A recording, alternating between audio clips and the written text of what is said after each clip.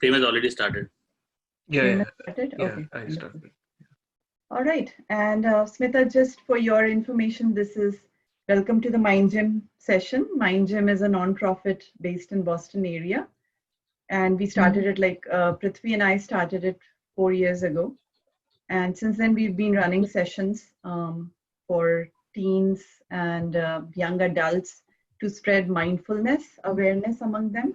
We're passionate about doing that. We've done it for many kids, hundreds of kids actually across 5 continents. And with the pandemic, we started doing the virtual sessions also, just to make sure we can spread the awareness and help people cope with the issues. So that's how we started, and we're starting this. This is a round 3 of the virtual sessions, and today is the first session for that, and we go for 4 weeks, so 4 Sundays.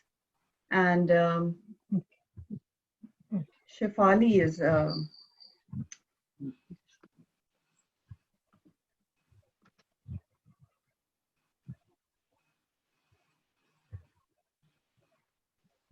This is a friend of ours actually. She's in Dallas area. Hi, Shefali. Hi. Sorry, I couldn't get through on the messenger link, and I'm using my another computer. Oh, okay. Sorry about that. Thanks. No worries at all. Yeah, I think there will be some late entries, but yeah, I was just introducing our nonprofit to a couple of people who are new.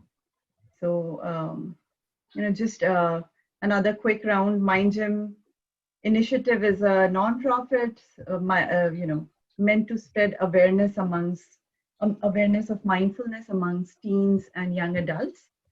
And with that, I think we can get started, Prithvi. Prithvi is our main speaker today, and Sonali, who's a very experienced meditator, and she will be covering the last part, which are advanced topics. So she'll be covering that part. Handing over to you, Prithvi. Okay, thanks. Everybody can hear me? Can you hear me? Yeah, we can hear you. Good. Thank you, Anisha, and welcome to this session. So I think most of you are aware of the format that we follow, but for them it will be more of a recap, right? And for the new people who have joined us, probably it will give us a quick overview of what we do in these workshops. So the way that we have structured this workshop, as Anisha said, we are focused on spreading the awareness about mindfulness in young kids, in kids like 8 to 18 age group. But we have recently started and opened it up for adults also, so which are parents of these kids, especially in the pandemic area. So what do we do in these workshops? So we have essentially we follow the curriculum which is outlined in this book Unbox, right? It has about 12 exercises, and we'll be covering 4 out of those 12 today. One will be a very basic exercise, 2 intermediate, and then there'll be an advanced one, which Sonali is going to cover for us, right? So these are the 4. We'll just go through those 4 exercises, and then also I'll provide some background on a general why, apart from how the why piece of it, which is embedded in neuroscience and some of the scientific study that has been around. So that is the basic overview. So let's get just started on this. I'll share my screen.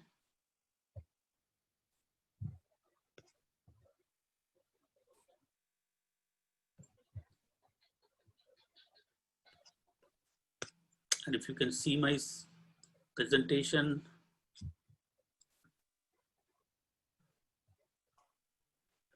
And by the way, this I'm reusing the presentation that I do for kids because I've seen the adults can relate to it quite well. Right? So we have not modified the content. So you may actually find a little kiddish, so to say, but please bear with us for that. So this is interesting. An average person turns to their phones more than 50 times a day. And this number is much higher for kids. So we recently saw a movie in Netflix. I don't know whether you have seen it or not, The Social Dilemma. If you haven't, I really, really recommend. One of the biggest motivation for us to start MindGym was 4 years ago, is when we realized this is coming. When we start seeing that the companies are making profit by attention harvesting, so they have an inherent, so to say, motive of keeping us distracted, right? By giving us notifications which we cannot resist, right? So it is not an open, it is not an even playing field. So as such, our attention was fragmented. Like, we used to be distracted by, like, so to say, mental chatter, and now that thing is getting amplified several times. So that is the reason why we're compelled to start this. We said, okay, you know what, whenever the things that actually I saw in this in the Social Dilemma movie, that whenever they manage to regulate this industry, it is going to come, I don't know how many years it will be, the people start putting in ethical practices within the features of this of this Twitter, Facebook, and likes, right? But let's start something which will give the basic tools to the kids to resist, to be able to resist these temptations. And that is where we started MindGym. Right. So essentially what we do is that spread this awareness that, okay, our attention span is not just 8 seconds, right? Which is just like a squirrel's. And we can do definitely better than that. So, but how do we do it? So here we actually start diving into the mechanisms of distraction, and to start off with understanding attention or focus, right? So we start off with distraction by first understanding what is the good here, right? So the key thing is that our cognitive capacity of our brain gives us about 100, and we are adults here, most of us from engineering background, we can go through it. But the way I put it to the kids is that you can, when people ask you to pay attention, you can pay 126 bits, let's say, of points per second. So this is our capacity, our cognitive capacity, and it takes about 60 bits to listen to a one person. So if you're following a conversation, it is taking 60, half of your capacity. So if you are hearing two people talking talking to you at the same time, two people, 60 plus 60, 120, you are almost used all of your capacity. So that's the reason you will find out that you won't be able to follow three people talking at the same time. It is impossible. You cannot. But you can somehow follow two people talking at the same time. And now say if you have a cognitive capacity of 126 bits and you are using half or more of it by daydreaming or distracting thoughts, so you don't have the other capacity to put it into something that you want to do. So this is the basic fact, that how can we learn to regain this 126 bits and put it to something that I want to do, right? So that is the basic concept, and we'll go step by step in understanding all the key components and the exercises that will help us to get there. So we'll start off with a very basic exercise, which is belly breathing. So what I'll request you to sit straight, and will sit with the back straight, not rigid, but relaxed, but straight. And when you breathe in, make sure your belly goes out. So breathe in, belly out, breathe out, belly in. Breathe in, belly out, breathe out, belly in. Your in and out breath can be of the same length. Like if you breathe in with the count of 4, breathe out with the count of 4. Keep on doing this.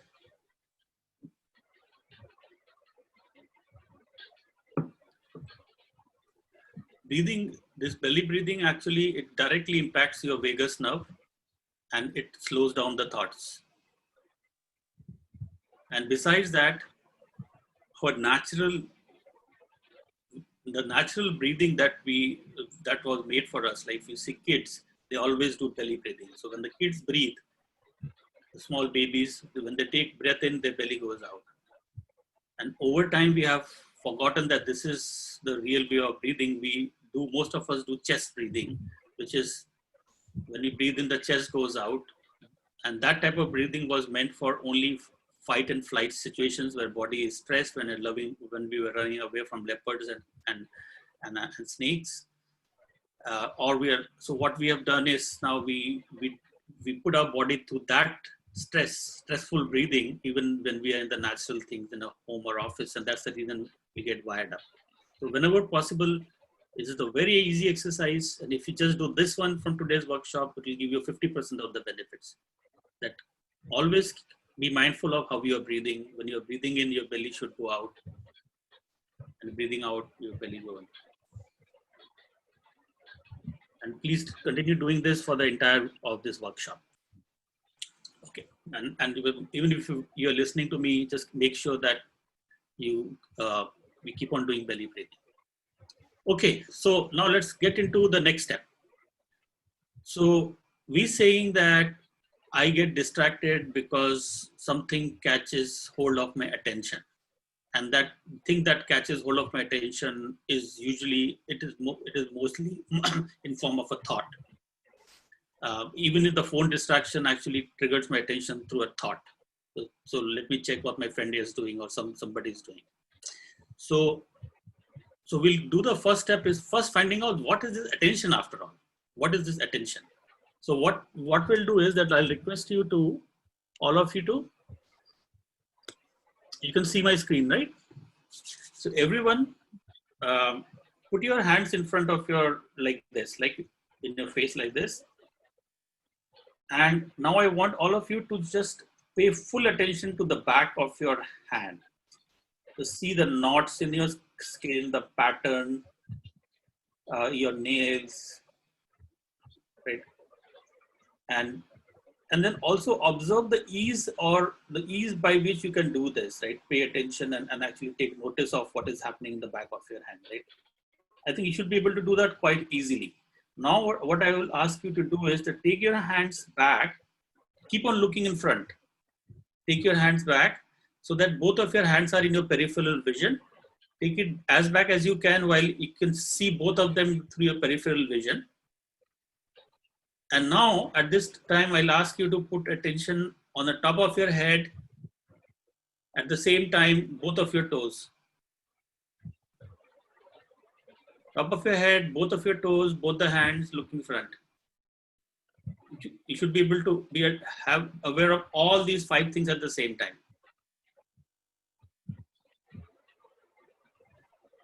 Just notice how easily or difficult it is for you to do this, and you can put your hands down.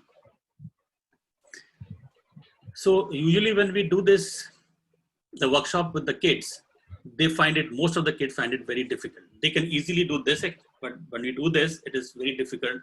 Half of the kids cannot do it. The one that manage to do it, they actually circulate. They say that my attention went from hand to head to this hand to this toe to that toe. So they do one at a time at a quick succession. Very few people actually can be aware of all the 5 things at the same time. So depending on how much difficult it was for you, it is your own index. You don't have to share it here, right? That means that how much access do you have to that 126 points?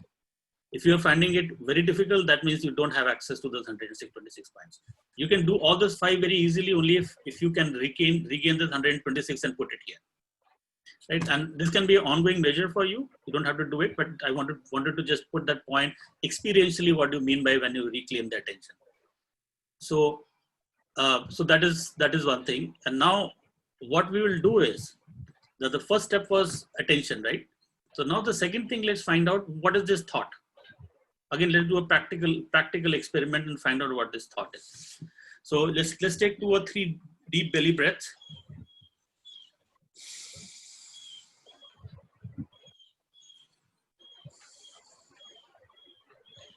Now I want you to close your eyes and be aware of any thought that is going through your mind, any thought.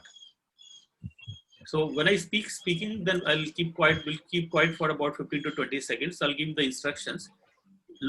Don't look at the content of the thought as much as I actually am interested in the structure of the thought. Observe whether you see an image, whether you hear a mental sound. Do you feel any emotions, right? And just be aware of the theme of the thoughts and how the thoughts shift from one to other. So let's do this for the next 15 to 20 seconds and observe our thoughts.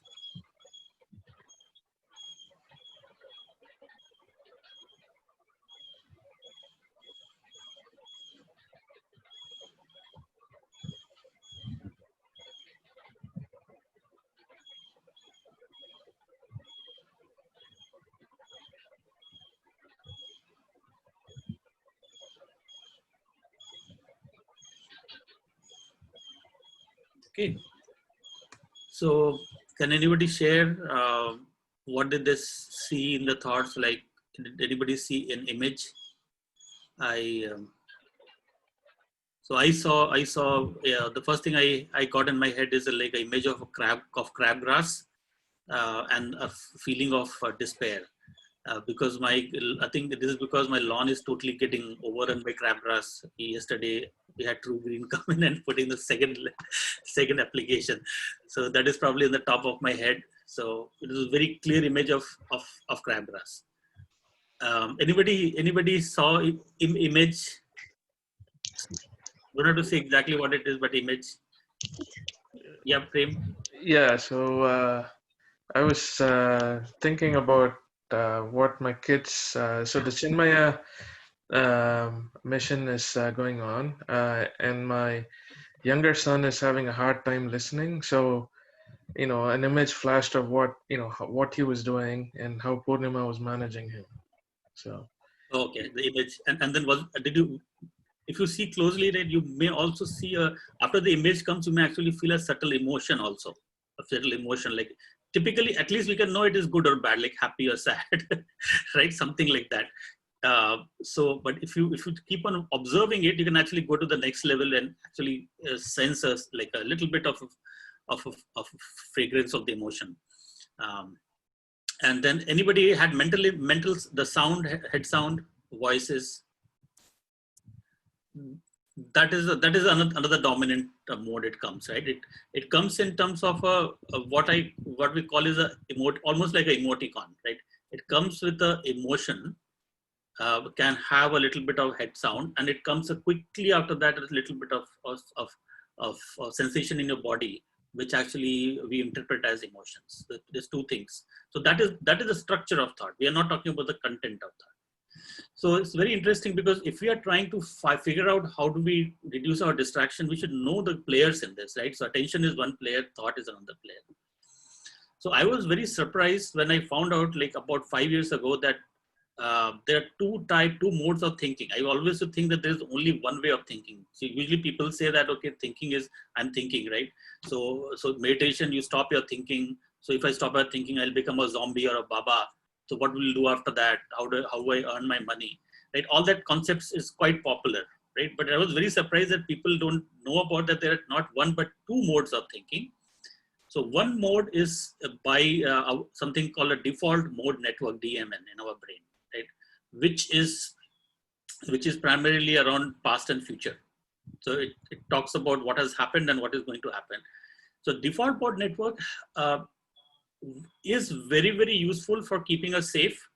So the thought that got triggered through default mode networks are usually around fear, fight and flight, and greed and breed circuits, right? So that those thoughts had kept us safe for thousands and millions of years from animals and predators. But we have to be aware of that those circuits are still alive today. Right. So what happens is, it is called default mode network is because when that network gets activated, the second type of thought, which we usually recognize as a good way of thinking, which is problem solving, going from one thought to other thought and getting a solution out of this, it actually shuts that down. So, and what happens usually is that second type of focused problem solving is what we professionally think is a good thinking, because being better at it actually gives us success and basically achievement in our life. So the concept, when we talk about this trick of getting less distracted, we are going to try to learn how to not be affected by the default mode network. At the same time, try to make sure, and if you do that, automatically your task positive network becomes better, because when this comes up, this actually goes down. And then in MindGym, we have specific exercises to also hone your focus problem solving, which we are not going to cover today. So that is the basic framework of this, right? I'll stop for any questions if anybody has about the two things that we'll explore: thought and the two type of attention and two type of thoughts. One of the things which when I was silent or I was trying to observe my thought is pain. Like I started like observing my body, I guess, and then things like, oh, my bit of my leg is paining, or my knees hurting, or something started coming into my mind. Become more aware. So I mean, how does that work? Yes, absolutely. So that is the other part of it, right? So a gross pain, like something is knees paining and all, that are one part of it. But I think this is a very interesting subtler level of that, Shafali, is that when the thoughts actually trigger biochemicals in our body, in our blood, right? And what happens is that, and those biochemicals go and express itself as a pattern of sensations in our body. And that pattern of sensation is what we interpret as emotion. Those are three layers, right? But there are some gross pains also, right? So what we will learn is, that is fine. So the second piece is a very good point. So I said that we are going to learn one simple trick, two intermediate trick, and one advanced trick today. So that in the two intermediate trick, the first intermediate trick is try to resist the default mode network. How do you actually resist the temptation or distraction by the default mode network? The second one actually is how do we not resist, how do we handle is again too much of a strong word. Let's say, let's call it handle the bodily sensation, including the pains and things like that you spoke. So those are the two tricks we are going to learn. Right, so we'll cover through this, and how they are related is that thoughts trigger some of those chemicals. Obviously, if you have some overt sensations where your joint are paining because of position and all, that is also covered. But you can actually, if you use that trick, you can even cover that. So good. So let's go into the trick number one, and what I think we have explored it. There are two type of thinking. One is the distracted thinking. Other is focus problem solving. We are going to go to the next level in terms of how are we going to build our mind muscles to resist these type of distracted thoughts. And this, if you actually see very carefully these thoughts, there is usually a very easy distinction between these two thoughts. You won't get emotional solving a maths problem, or you won't get emotional doing a PowerPoint, which actually is solving some sort of a problem for your company or anything else. So when you do focused problem solving, only you are not there. So the concept about me is not there. It is actually just a problem is there. So the concept, when the me comes in and I start thinking about my boss and then get entangled in some sort of story. So I'm already in my default mode network circuit. So default mode network, and the default mode network usually will take you to past and future, away from the present. So there's a very easy test for that. So let's see how it works now. So it may look a little bit cheesy, but this is how we do it for the kids. So we have a puppet show. So what we say is this is our attention. So our attention is like a monkey, and let's say these are our default mode network DMN. So these are small little naughty demons, right? So what my attention is very good at, it's actually very good at is catching hold of these thoughts. So it actually goes from one thought, then other one comes in, it goes to the other one, and then it goes to the other one, then another one. So it is very, very good in catching thoughts. It's an expert in that. So what we are going to do is use this so to say skill of my attention of actually grabbing onto a thought by introducing this concept about an anchor. So my attention is so good, it actually also grabs onto the anchor very easily. So, but then it actually sees this thought and goes to the thought, and then we again ask it to grab the anchor. So the second thought, it goes to the thought, and again we ask it to grab the anchor. So by doing this many times and doing this almost like a gym, you do it as you do a push-up. Think about it, every time you go from this distraction to this anchor, it's almost like a push-up you have done. And if you keep up enough of these push-ups, 20 times, 20 minutes, morning, 20 minutes, evening, then one day suddenly this attention realizes that it is not only good in grabbing, it can actually let go. This let go at will.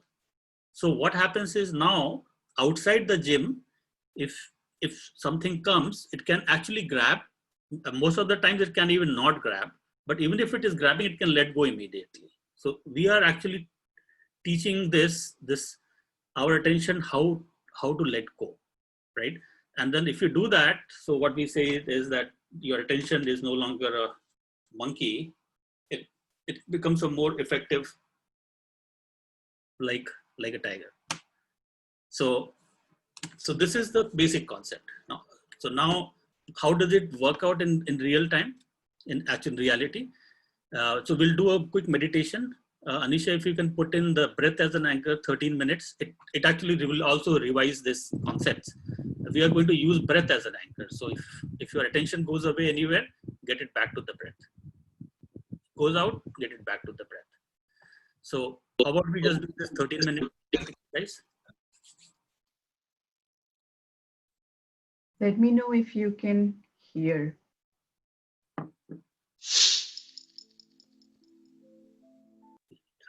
think we can hear it.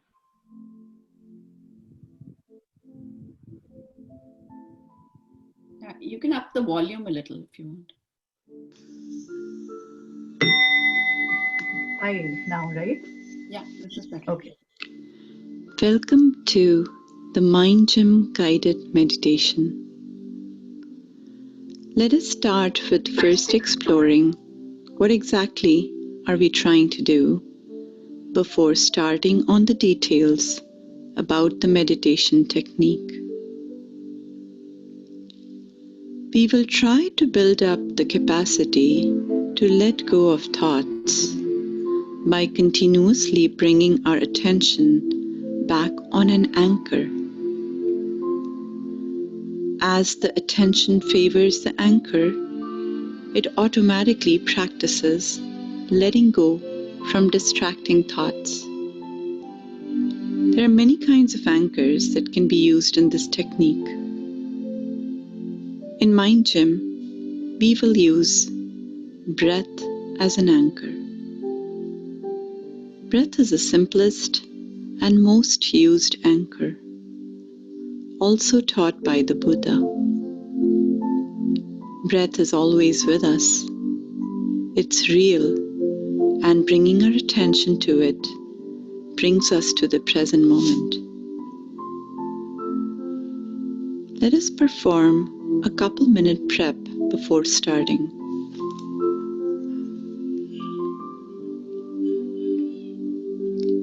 You can sit cross-legged on a mat, or you can sit on a chair.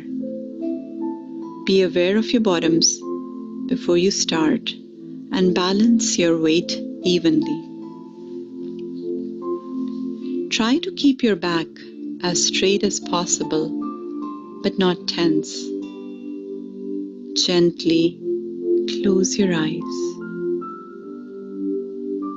Before you start, think about an image that triggers a natural outpouring of love.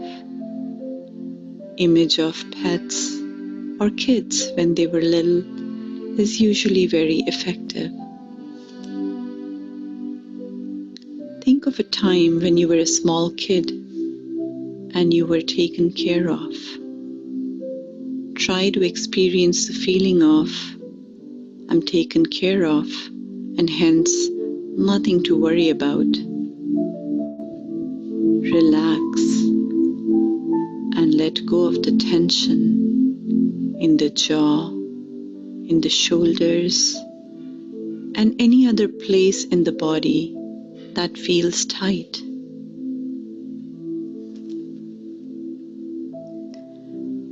Now we will go into belly breathing, which increases our capacity of not getting distracted by thoughts. With longer practice, it may also reduce the number of thoughts generated in our mind. The technique is quite simple. Make sure your belly goes up when you breathe in, and it goes in when you breathe out. This is different from chest breathing, where the chest goes out and the belly goes in when we breathe in, and the chest goes in and belly out when we breathe out. Focus on the belly as you breathe. Breathe in, breathe out. Breathe in, belly out. Breathe out, belly in.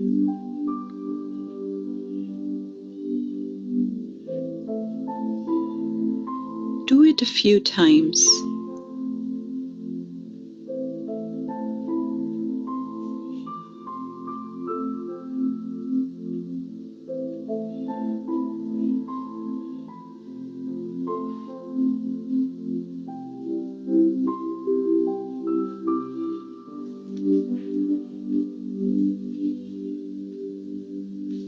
Now, put your attention on the sensations in your back, specifically around your spine.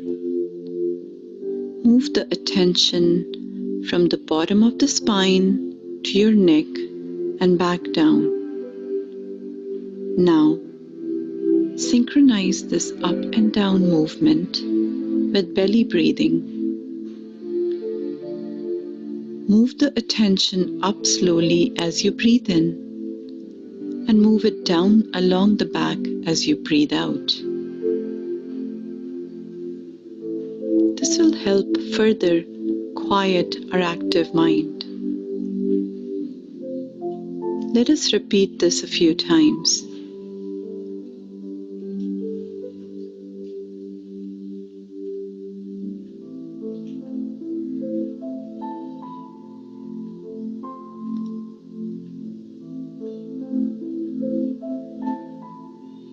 Move the attention up your spine slowly as you breathe in, and move it down along the back as you breathe out.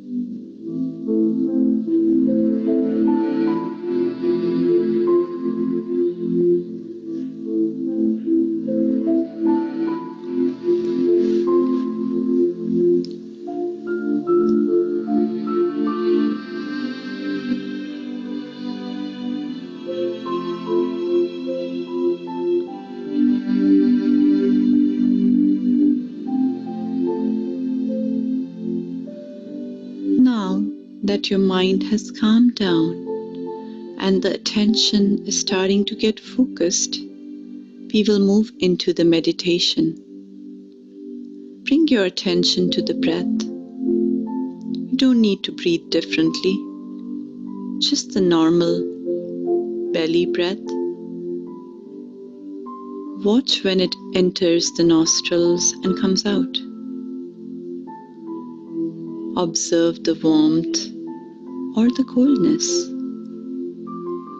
Watch the gap between the in and the out breath closely. Observe the sensations it creates below the nostrils and above the upper lip. We are using breath as an anchor in this technique.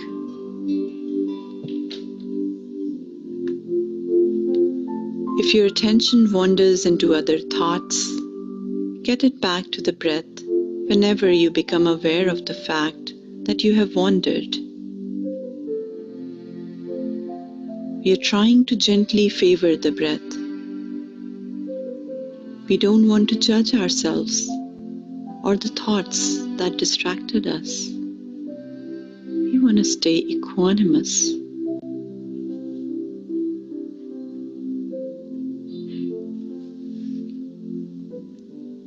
If your attention does not wander, continue to watch the breath and the sensations it creates with more awareness.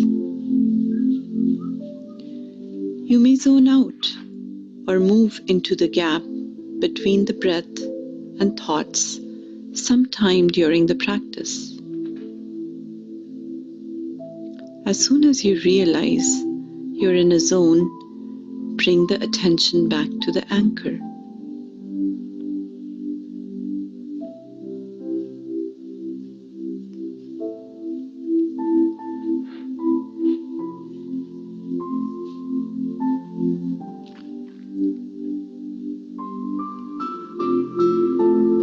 Keep your awareness on your breath.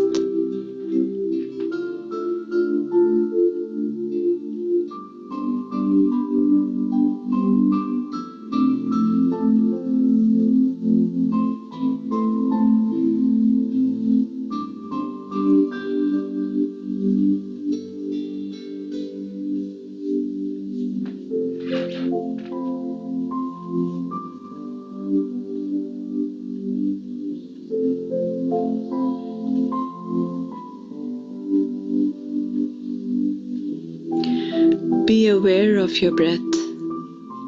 Watch the warm breath in and out, and the sensations it creates above the upper lip.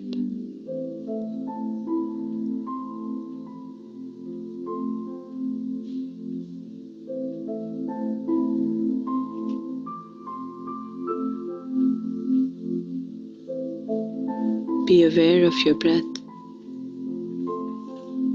If your attention wanders into other thoughts, get it back to the breath whenever you realize. No need to judge the thoughts or the drifting away. We are practicing letting go of thoughts and coming back to the anchor. Continue to watch. Stay with the breath.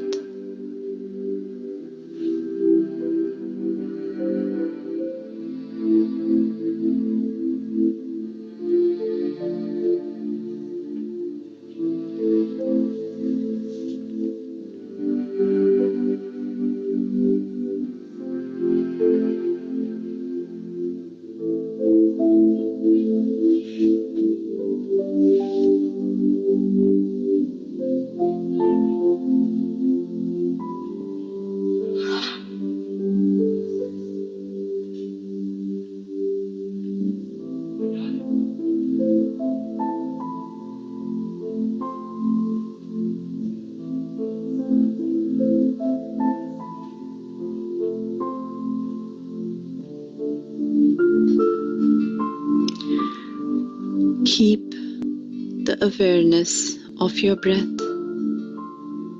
Watch the warm breath in and out, and the sensation it creates above the upper lip.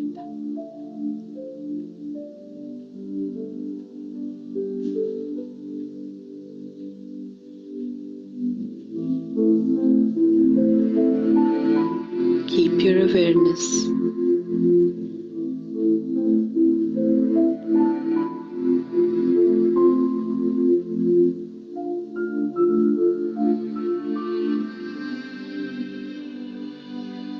Continue to watch. Stay with the breath.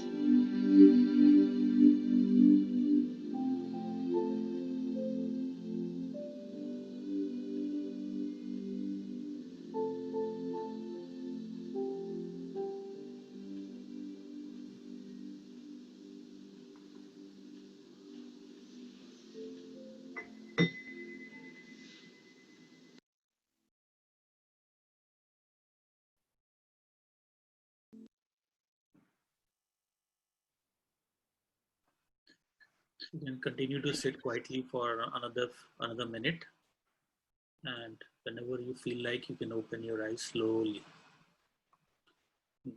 Give your mind the time to settle down. After meditation, before resuming normal activities.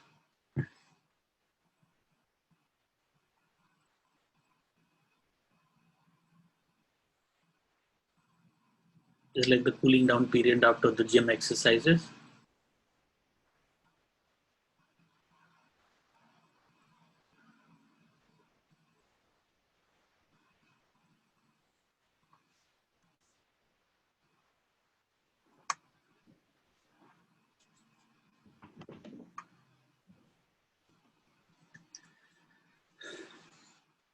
Okay.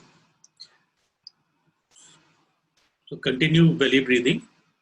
I'll just do a quick recap. So this exercise is the first intermediate exercise we learned about the letting go. That will make train our attention to be able to let go of distractions.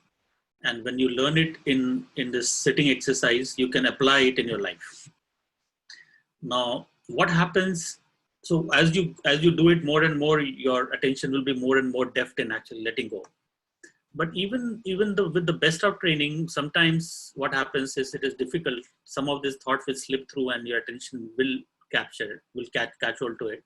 And as soon as attention catches up to it, that means the thoughts, as we said, right? The thoughts can trigger neurochemicals in your bloodstream, and depending on whether the thought was a good thought, what a distraction was about something that was you were craving for, or something that you were trying to avoid, like the aversion type of thoughts, you'll have a different pattern of sensations in your body. Right? So it's almost, I explain it, it's almost like think about it that your attention is like a goalkeeper, and the distraction is coming as a goal. And if the goal actually slips past the attention, that means you'll get distracted. So the first trick that we learned is the first attempt of that goalkeeper using letting go. Even if that thing is not successful, now we learn a second trick. And between these two tricks, most of the times you'll be able to handle the distraction. The second trick is based on sensations.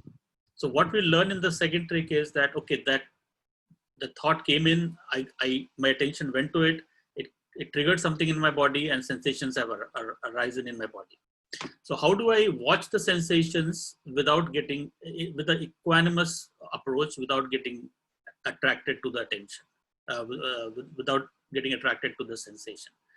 So I don't think we have enough time for that, but Anisha, probably we can just do a quick recap, like maybe a 2 minutes, because I want to cover the advanced topic, right? We want to cover, Sonali is here to cover the fourth topic. I just want to make sure everybody gets a good view of the entire curriculum. So how about we just spend 2 minutes and just give a quick feel of how the sensation techniques are. Okay. So yeah, I mean, just to begin with, just relax. Make sure your spine is straight and not tense. And relax your jaws. Just try to feel totally relaxed, totally taken care of, nothing to worry about. And then bring your attention to the top of your head, to a small point right on the top of the head. And try to feel any sensations, if you can feel any. If you bring your attention to a particular spot, you will be able to sense some sensations, some tingling, some tightness, heat, cold, could be anything, pain, could be gross sensations like pain, or subtle sensations like tingling. And so bring down your attention now to the rest of the head, now to the face.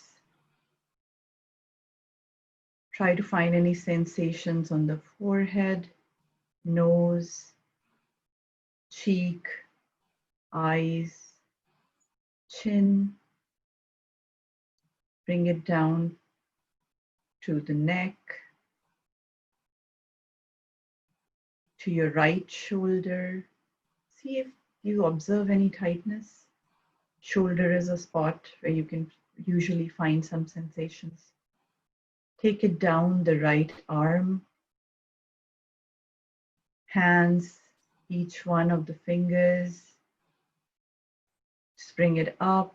Then let's take it down to the left shoulder and left arm. Trace your attention to find any sensations.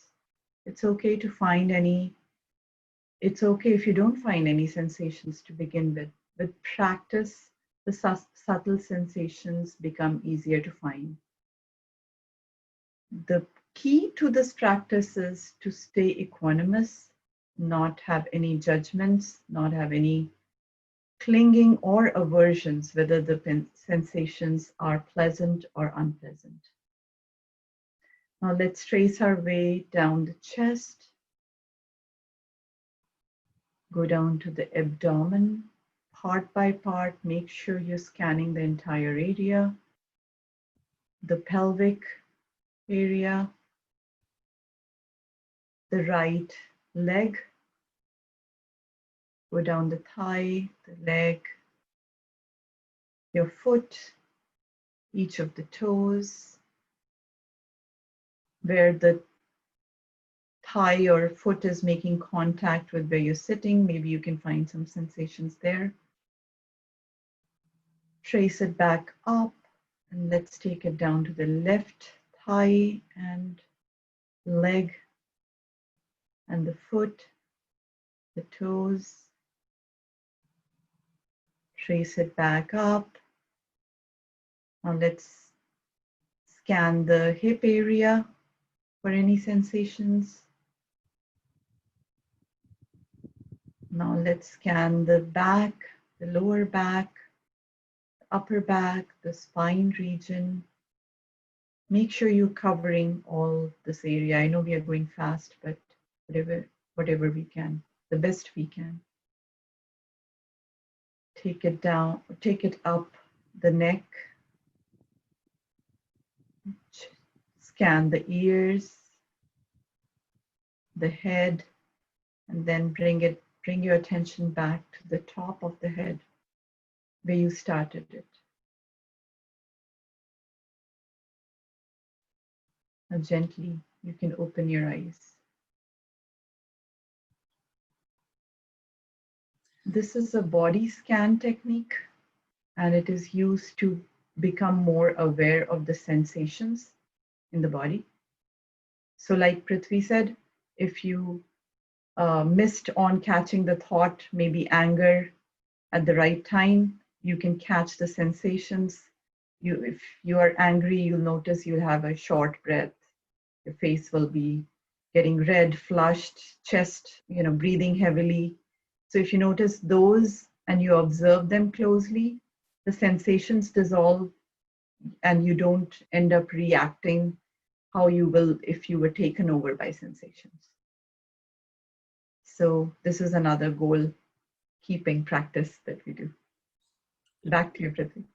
Thanks, Anisha. Good. So I think today we may actually we'll go about 10 to 12 minutes over, right? Started a bit late, 5 minutes late. So I hope it is okay for everyone, because I will pass it on to Sonali for the fourth advanced technique. So the context is that if you do this intermediate, the belly breathing and this two intermediate technique, so your attention will get a little bit more independent, not getting distracted. And at that time, there are some wondrous things that one can realize about the nature of the tension. And that is what Sonali will take us through. Okay, Thanks, thank you, Prithvi. Yeah, and like we would have less time today. So the videos that I was hoping we could show, it's okay, if we want to move that to the next time. That would be fine too, or we can, at least maybe start with one. Can we do one instead of two video? Probably we can cover one video and then your comment on that. And do the rest, yes, sure.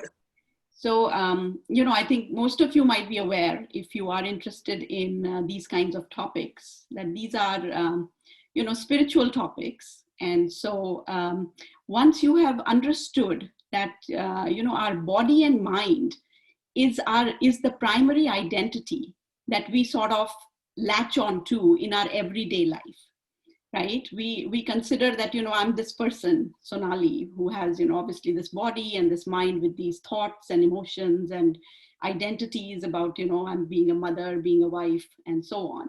And that's how we lead our regular lives. But, spirituality tells us that there is a bigger space in which this small self-awareness or self-consciousness based identity is functioning. There is a bigger context within which all of this is happening. And that context is simply your awareness. Or, people also call it consciousness, and, sometimes we call it the big S, self. In Hindi, it's called Atma, right? So self-realization is, a topic that I'm totally passionate about. And it has gripped my life since last 10 years or so. And I don't know why it happened. I wasn't a particularly religious or spiritual person at all. Just leading a normal, happy life, so to speak, working, being a mom, a wife, and so on. But for whatever reasons, 10 years or so back, this became sort of the gripping factor of my life, and it hasn't let go. I'm still on the track and so on, and working towards, more and more deepening my realization in this space. So basically, it's the problem of self, realization is a problem of misidentification. What we have done, unknowingly, of course, is that we have simply constricted ourselves to the identity of the body mind. And we are leading, our lives as well as having conflicts based on this limited identity. And if you, if you remember, and I was hearing this talk the other day that Anisha and Prithvi, you remember from Adya, where he brought up this excellent point that this identity of being a limited self, a person, starts around the age of 2. Before the age of 2, if you remember, I mean, we can't really remember that, but, you can sort of look at your children now and kind of see that before the age of 2, before they start actually talking and verbalizing and understanding language, the child is not saying that, I'm this person and you are the mom, or, and this is the world and I need these things. There is no such division in a child's experience of life, right? The child is completely one with life itself. So all there is for the child is just pure perception of whatever's happening, whether outside or inside. And even the outside and inside is not a division that exists for the child. So that child is simply, again, like I said, completely one with the perception and awareness of life. And that is our source. From that point onwards, then this limited self-identity arises. When we as parents, for example, start telling the child that you're John, and then John starts recognizing, oh, I'm John. And the mom says, I'm mom. And then the child says, oh, she's mom. So she's different from me because I'm John and she's mom, right? So that difference between people start arising around at that age when language starts developing, basically. So that's a very key point to understand. And then, onwards and onwards, we tell the child, oh, this is a table, this is a chair, this is a lamp, whatever, we point to different things and label them. And that's where the labeling of different things, the name and form, as, in our scriptures, they call it Namarupa, right? The naming and the form, the naming of an appropriate form starts to create distinction in your experience. So the child's experience that was a complete oneness experience becomes divided into names and forms, including himself or herself as a particular name and form. And that's where this whole, mess of you and me being separate people with separate needs, with separate thoughts and requirements and so on, and how we conflict with each other because my needs are not satisfied while yours are getting satisfied, and how I need more and you need more, and so on. The regular churn of our regular lives starts because of that, because we have broken apart the experience of oneness with life into all these names and forms. And somehow now we are maintaining an antagonistic relationship, a conflicting relationship between those different pieces, right? So a little bit of background there onto how this thing starts, right? But now the goal is, at whichever point in our life when we realize that this isn't really working for us, right? There's got to be something deeper, some sort of an existential question. For example, that's the way it arose for me. Like I questioned, like, what is life? What is the meaning of all this? Why are we constantly seeing so much conflict in our world, and, even interpersonal relationships and so on? So you start to then, consider that something doesn't seem right. Maybe we are misunderstanding some basic thing about life. And so, and then, potentially, journey can start in this direction, where we would actually retrace the steps back from being a limited identity to actually realizing that we are the wholeness of this whole universe, this whole set of perceptions that are happening spontaneously in this moment. And we are naturally and spontaneously aware of them. So awareness, like Prithvi mentions attention, right? Like that attention, which is actually pinpointed to just one thing, then we call it attention. But when it expands, the attention even expands into being aware of everything. That's the awareness. And that's what we actually are. That awareness is what we are. And we were born as awareness, but only, through development of natural human, intellect and so on, we got limited into an identity with just the body and the mind. So the whole journey, as far as I can understand it, of self-realization, as they call it, is simply a journey back to our original source, which is just unbounded, open, empty, welcoming, observing everything, right? You can't tell your awareness, don't observe this, only observe that. Like your seeing is naturally happening. You're automatically seeing everything. Your hearing is automatically hearing everything. You don't tell your ears, don't hear that, or only hear this, right? It's not divided at all. It's already one. It's already natural. It's already spontaneous right here in this moment. And there's nothing that prevents us from recognizing it. The recognition is direct and spontaneous in this moment. Takes no time. It's complete, because the reason it takes no time is because what we are is itself timeless and eternal.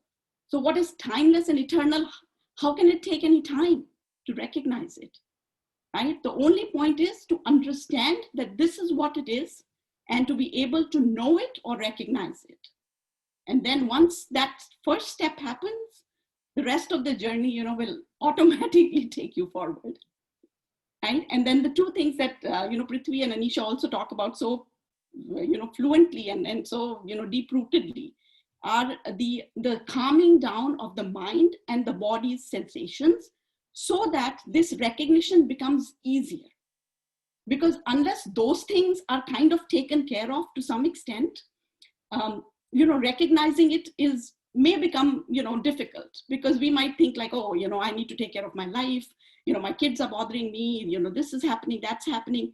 And so I don't have time for all this, right? So that's kind of a very natural sort of a response too, based on all the distractions that we face in daily life.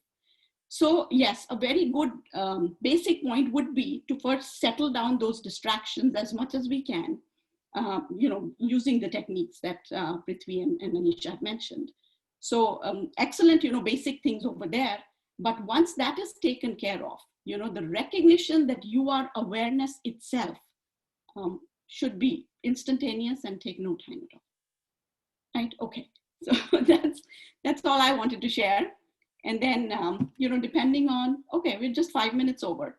So if there are, people can hang on for another 10, 15, then we'd like to show this, at least one video.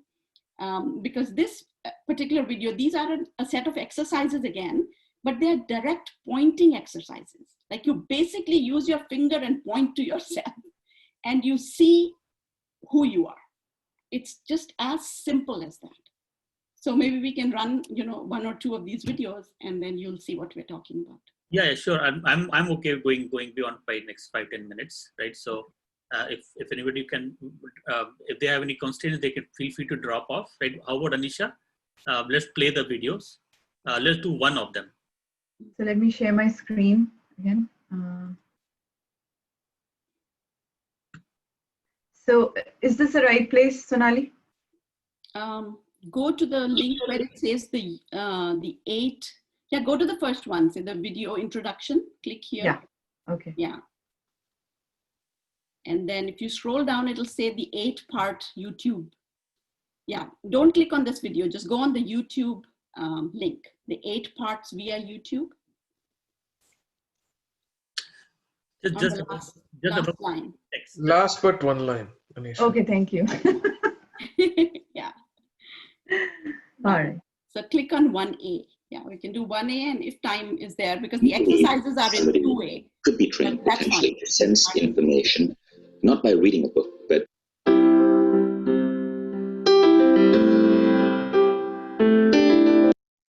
Sorry.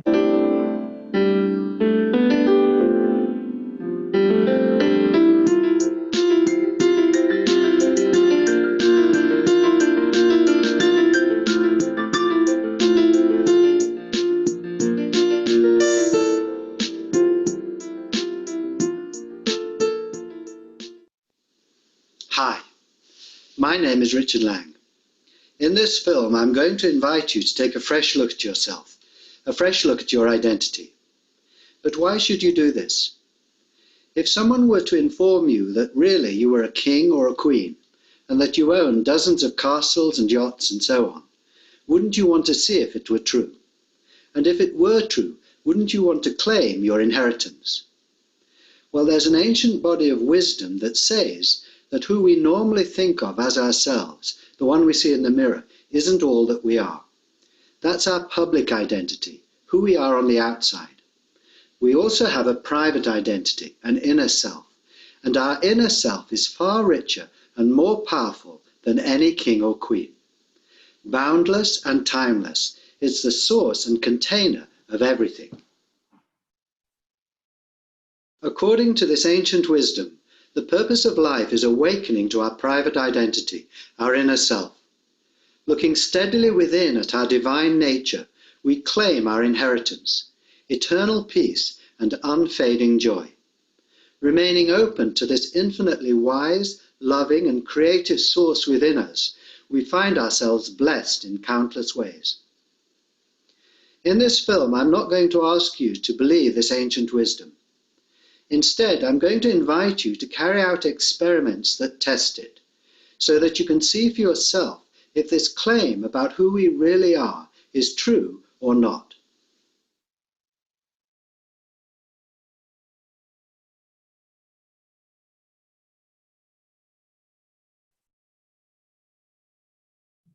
First, I'll rephrase this spiritual claim about our identity in modern physical terms. What we are at center, at zero distance, is nothing like what we are from, say, 4 feet away, or from any range, in fact. Science accepts this idea. What things are depends partly on the range of the observer. You're looking at me from a few feet away. From there, I'm human, I'm Richard. But if you were to come up to me using microscopes, you'd leave Richard behind and come to a layer of cells. And coming closer, you'd come to a layer of molecules, and then atoms, particles, and so on, down to practically nothing at all. In other words, we have layers like an onion. If instead of zooming in towards me, you were to zoom away from me, then you would view other layers of me. Moving away, you'd find that Richard would be replaced by London, and then by England, then by the planet, the star, the galaxy, and so on. Here's a diagram of these outer layers. We need every one of our layers to exist. To breathe, we need not only our lungs and the cells and molecules that make up our lungs, we also need the rest of life, the atmosphere, the sun, and so on. Though we identify primarily with what we look like from a few feet away, with our human layer, we need every layer. It's one undivided system.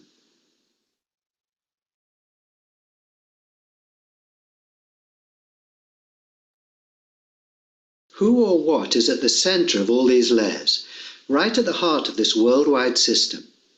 Who am I right here? Who are you right there? In other words, who are we really? Others can tell us what we are from a distance, but they cannot tell us what we are at center simply because they cannot get here. Others always remain outside us, distant from us. But each one of us is at our own center. So each one of us is perfectly placed to see what we ourselves are at center.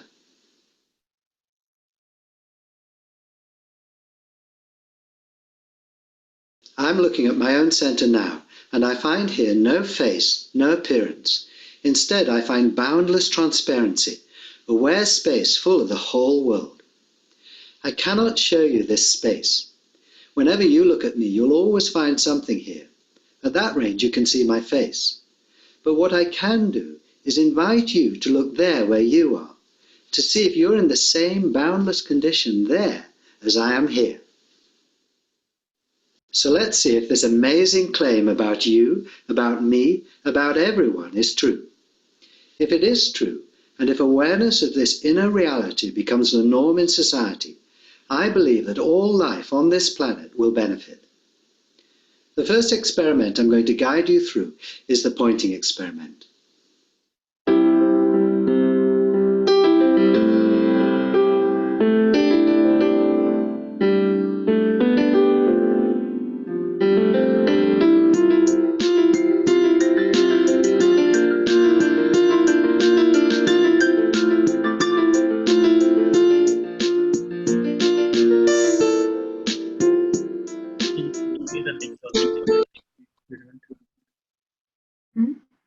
Do you want to play the pointing experiment?